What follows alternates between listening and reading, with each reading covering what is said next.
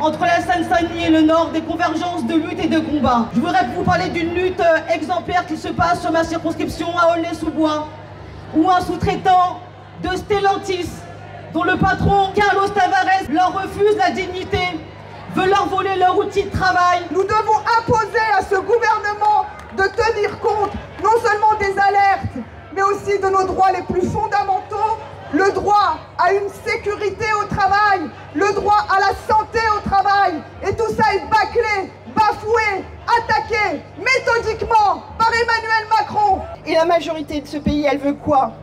Elle veut du travail dans lequel on ne meurt pas. Elle veut des salaires, des vrais salaires. Elle veut la paix dans le monde et chez nous. Et la retraite à 60 ans. Dans le Nord, comme en Seine-Saint-Denis, nous sommes moins dotés en tout, en travailleurs sociaux, en infirmières, en enseignants. Ils nous ont tout promis, quoi qu'il en coûte, et quoi qu'il en coûte, on n'a rien. Les lits continuent à être fermés, les salaires ne sont toujours pas augmentés. Nous sommes la voix de la jeunesse qui lutte, de cette jeunesse qui lutte pour ses conditions de vie. Dans cette Europe, 16 millions des jeunes vivent pauvres.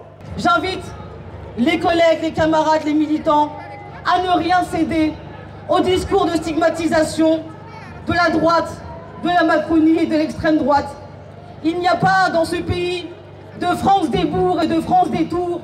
Il y a dans ce pays une France de l'unité et de l'union populaire. Cette manifestation du 1er mai, elle prend cette dimension particulière de lutte contre la criminalisation des opinions politiques et syndicales et associatives qui franchit encore un nouveau seuil dans ce pays. Ceux qui tentent de nous museler en interdisant nos conférences, en nous convoquant au poste, en nous condamnant, qu'ils tremblent face à la puissance d'un lien qu'ils ne briseront jamais. Vive la solidarité entre les peuples, vive la Palestine et vive le 1er mai. Vous pouvez compter sur nous pour ne céder à rien et pour parler haut et fort.